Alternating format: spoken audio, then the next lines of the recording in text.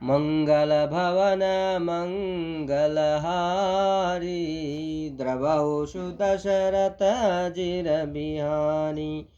जय जय राम सियावर राम मेरे प्रभु राम करो कल्याण। सियावर रामचंद्र की जय उमापति महादेव की पवन सुत हनुमान की जय।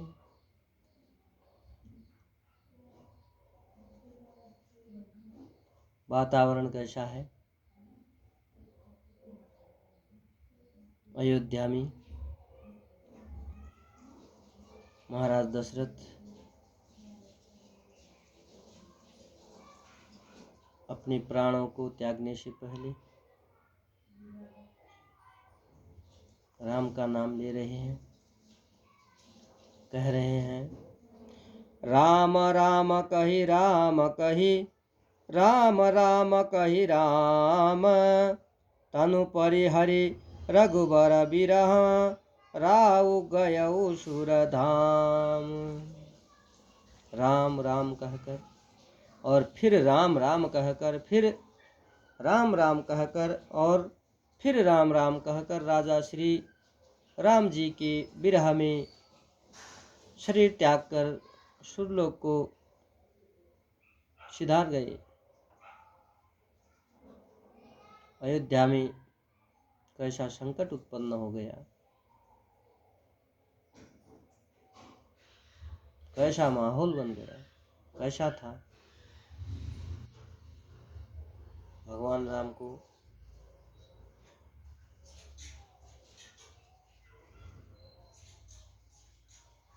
वनवास जाने के बाद अयोध्या में काली छाया छा गई, जिससे बहुत दर्द भरी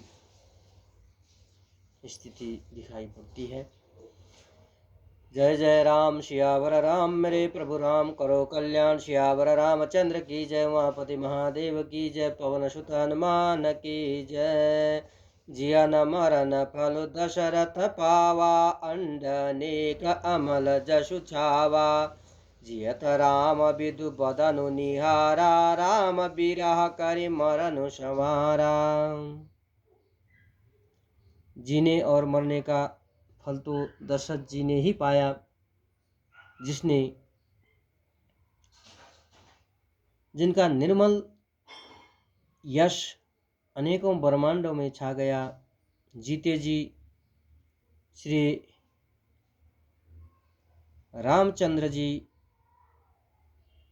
के चंद्रमा के समान मुख को देखकर और श्री राम चंद्र जी के विरह को निमित्त बनाकर अपना मरण सुधार लिया। शोक विकल सबरु वही रानी रूपशीलु बलु तेजु बखानी। करहि विलाप अनेक प्रकारा परहि भूमि तल बारहि बारा। अब राजा दशरथ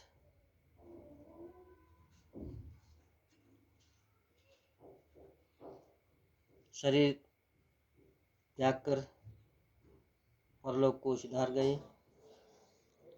तब सब रानियां शोकमग्न हो गईं, रो रही हैं, विलाप कर रही हैं और बार बार धरती पर गिर पड़ रही हैं। बिलपहि बिकल दास रुदासी घर घर रुदनु करहि पुरबासी। अथयउ आजु भानुकुल भानु धर्म अवधि गुण रूप निधानु। दास दासियां व्याकुल होकर विलाप कर रहे हैं और नगरवासी घर घर में रो रहे हैं, विलाप कर रहे हैं और कहते हैं कि आज धर्म की सीमा, गुण और रूप के भंडार सूर्य कुल के सूर्य अस्त हो गए, ऐसा कह के विलाप कर रहे हैं। दर्द भरी स्थिति है अयोध्या की।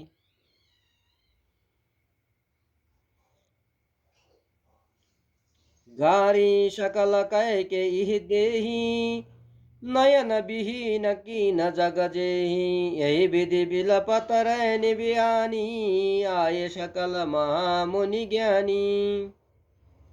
अब नगर के लोग जो विलाप कर रहे हैं, जिसके मन में दर्द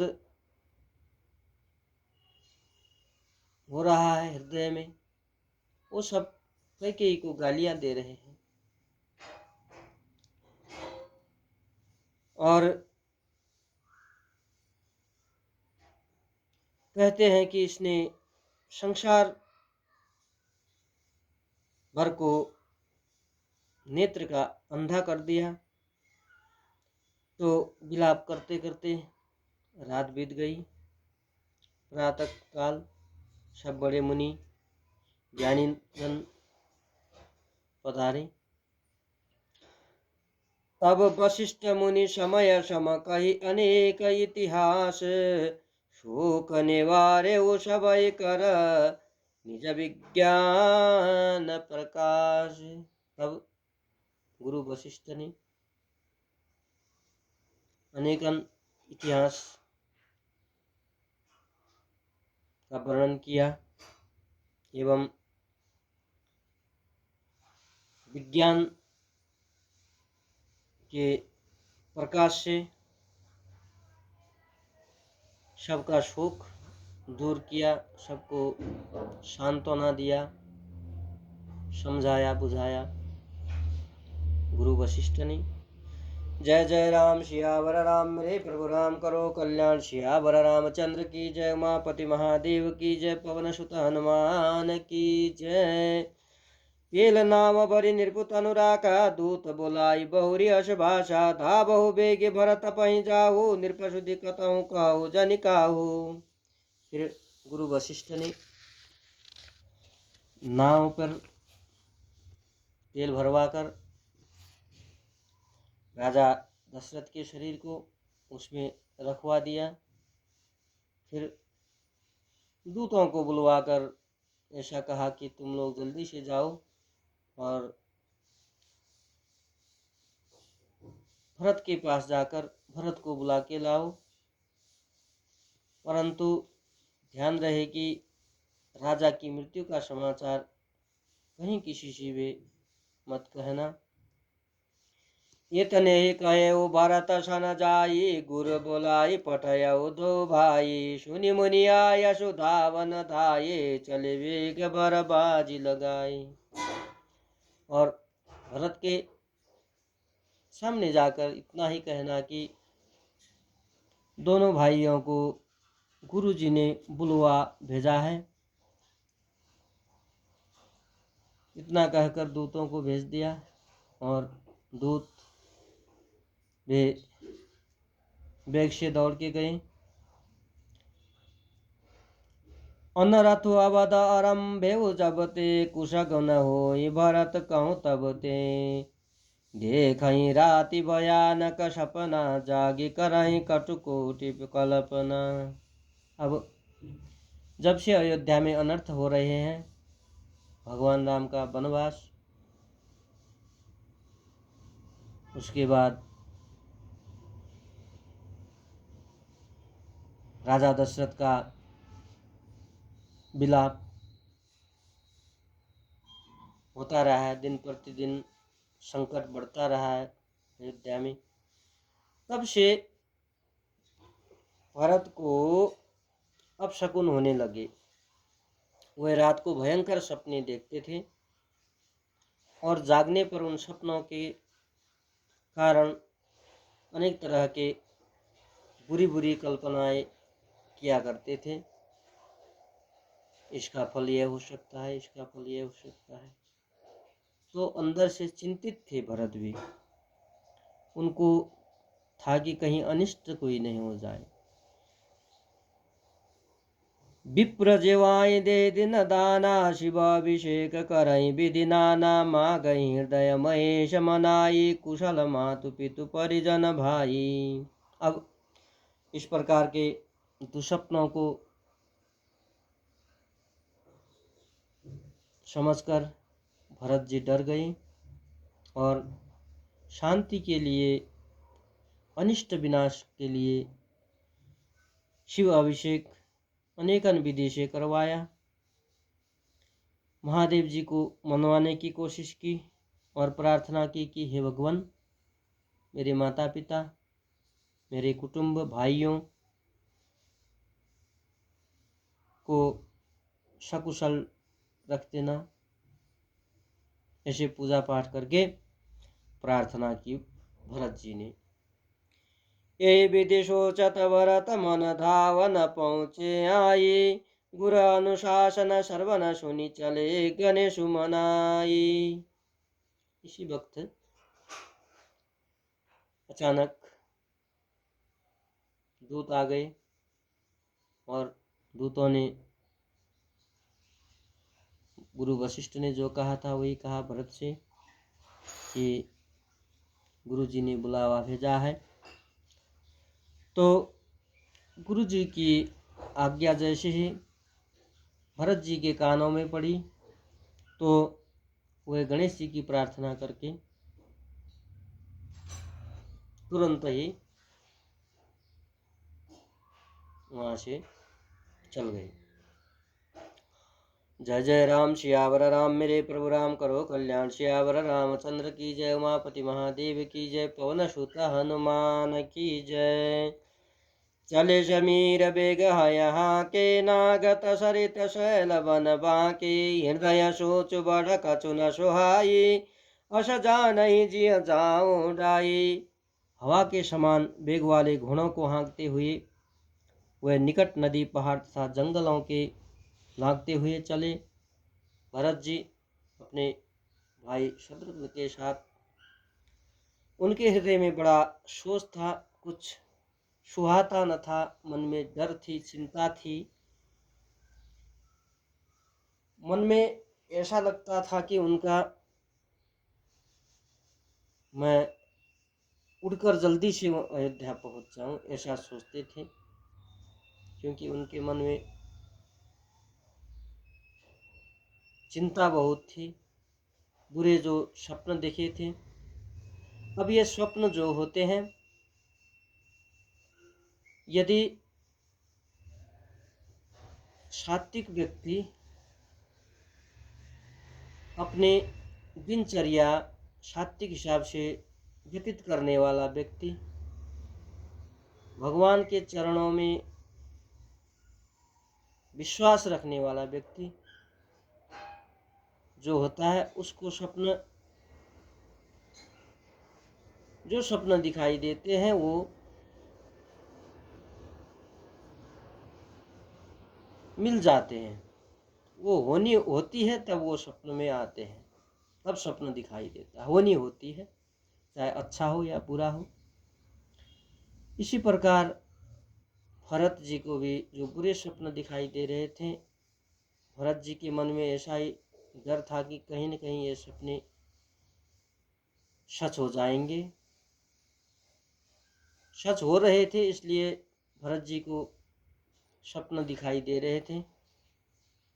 स्वप्नों की, जो स्वप्न होते हैं उनका यथार्थ भी होता है। आगे चलते हैं। एक निमेष बरस समझाई, यही विधि भरत नगर नियराई। असगुन होई नगर पैठारा, रटई कुबाति कुखेत करारा। अब भरत जी का एक एक निमेष, एक एक पल क्षण वर्ष के समान बीत रहा था, इतना लंबा हो रहा था। इस प्रकार भरत जी नगर के निकट पहुंचे और नगर में प्रवेश करते समय भी अपशकुन होने लगे। कौवे बुरी जगह बैठकर बुरी तरह से काँव काँव कर रहे थे। अब देखिए, स्वप्न और शकुन ये दोनों चीज होते हैं। यदि कुछ अच्छा हो रहा है तो स्वप्न में भी अच्छे स्वप्न दिखेंगे, और कहीं कुछ काम करने के लिए निकल रहे हैं तो शुभ शकुन होंगे। अब वैसे ही तरह यदि गड़बड़ हो रही है, कुछ बाधाएं उत्पन्न हो रही हैं, कुछ संकट हो रहा है तो अपशकुन होगा, दुस्वप्न दिखाई देंगे, अपशकुन होगा। तो उसी तरह भरत जी को नगर पहुंचते ही कौवे बुरी तरह काँव काँव कर रहे थे। खरशियार बोलहि प्रतिकूला, सुनि सुनि होई भरत मन शूला। श्री हत सर सरिता बन बागा, नगर विशेष भयावनु लागा। इसी तरह गधे शियार विपरीत बोल रहे थे। यह सुनकर भरत जी के मन में बड़ी पीड़ा हो रही थी। कहीं न कहीं उनका सपना जो था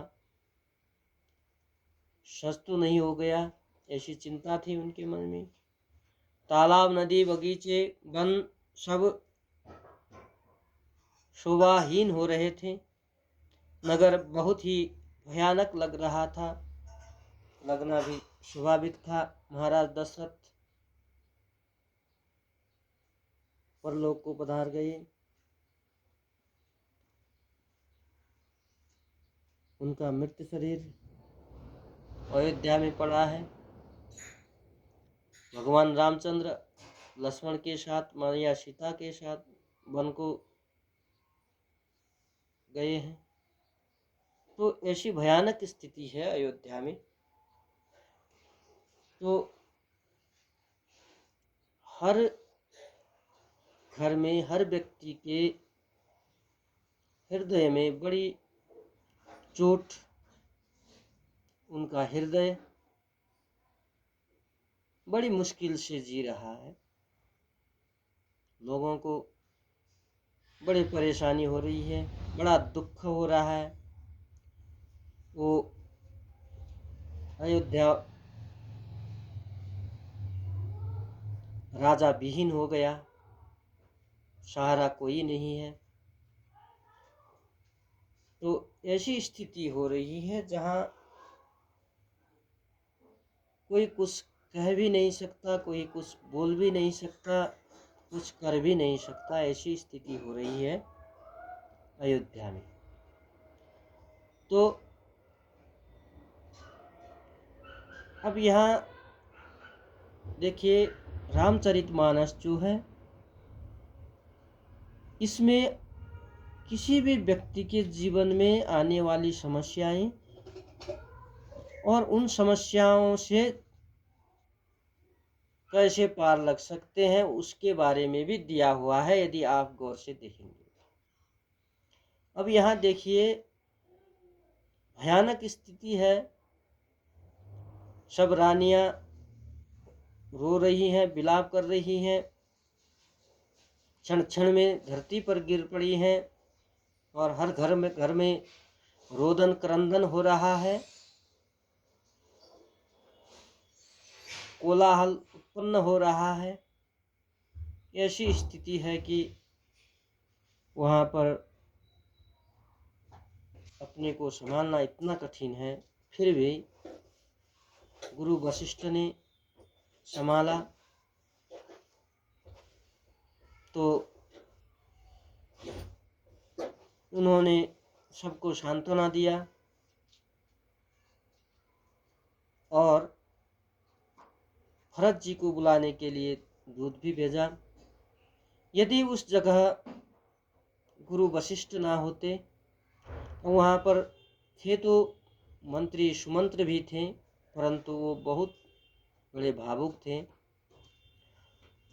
उनके मन में वैसे ही चोट था कि वे भगवान राम को वापस ना ला सके वन से।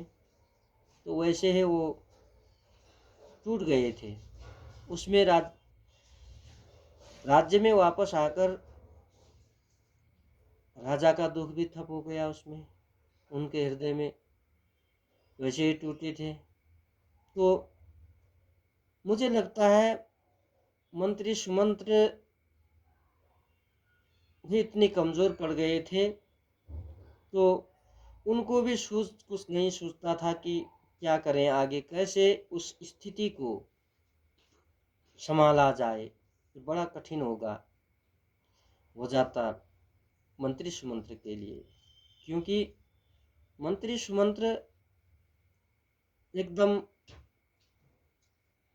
कोमल भाव के थे,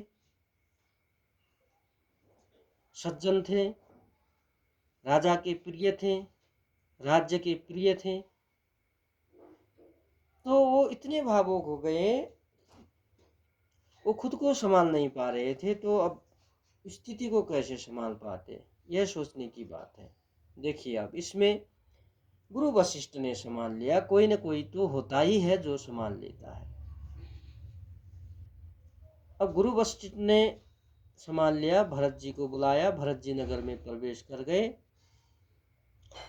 तो अपशकुन दिखाई देने लगे।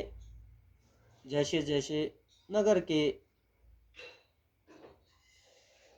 राज्य के राजमहल के निकट निकट पहुंचते हैं, वैसे वैसे अपशकुन बढ़ते जा रहे हैं।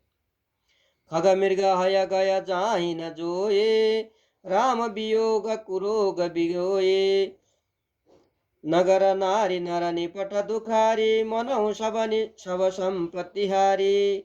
श्री राम जी के वियोग रूपी बुरे रोग से सताए हुए पशु पंक्षी घोड़े हाथी ऐसे दुखी हो रहे हैं, देखे नहीं जाते। नगर के स्त्री पुरुष अत्यंत दुखी हो रहे हैं, मानव सब अपनी सारी संपत्ति हार बैठे हैं। अब देखिए यहाँ वर्णन किया गया है अयोध्या के नगर वासियों की स्थिति कैसी है, क्योंकि वैसे ही दुखी थे अयोध्या के नगरवासी भगवान रामचंद्र वनवास जाने के बाद। वो तो सभी भगवान रामचंद्र के पीछे वन को चले गए थे, परंतु भगवान रामचंद्र रात पे सभी को सोते वक्त छोड़ के गए तो वापस आना पड़ा। तो इतने दुखी थे वो लोग वैसे ही कि भगवान रामचंद्र वन में जाने के बाद उसमें क्या हो गया कि वो अनाथ हो गए। राजा दशरथ भी छोड़ के चले गए, प्राण त्याग कर दिया। तो अब ऐसी भयानक स्थिति में नगर के स्त्री पुरुष दुखी तो होंगे ही। तो अब ये सब भरत जी ने देखा तो उनकी शंका और बढ़ गई। उनकी शंका बढ़ गई नहीं, अब तो सीमा को पार कर गए, इतनी ज्यादा शंका बढ़ गई, इतना हो गया कि वो तो अब तो कुछ न कुछ तो हुआ ही है, ऐसा मानने लग गई। पुरजन मिलहि न कहीं कछुक बही, जो हारहि जाई भरत कुशल पूछि न सकहीं, भय विषाद मन माही। अब रास्ते पे चलते हुए जो नगर के लोग मिलते थे पर कुछ कहते थे नहीं, चुपके से भरत जी का वंदना करते थे और चुपके से चले जाते थे, क्योंकि उनके मन में दुख पीड़ा तो था ही, परंतु उनके मन में एक और था कि वो यह सब बातें भरत जी से कहें कैसे, नहीं कह सकते थे। अतः कुछ बोलते नहीं, भरत जी को प्रणाम करते वंदना करते चले जाते थे। अब भरत जी के मन में भी ऐसी शंका हो रही है, कुछ न कुछ हुआ है, तो वो भी पूछने के लिए डर जाते थे कि कहीं इनके मुख से मैं कुछ भयानक खबर, भयानक संकट की खबर मेरे कानों से ना सुन पाऊं, तो वो भी पूछने में संकुचित हो जाते थे। तो मन में भय उत्पन्न होता था, विषाद उत्पन्न होता था। जय जय राम सियावर राम मेरे प्रभु राम करो कल्याण, सियावर रामचंद्र की जय, उमापति महादेव की जय, पवन सुत हनुमान की जय। आट बाट नहीं जाई निहारी,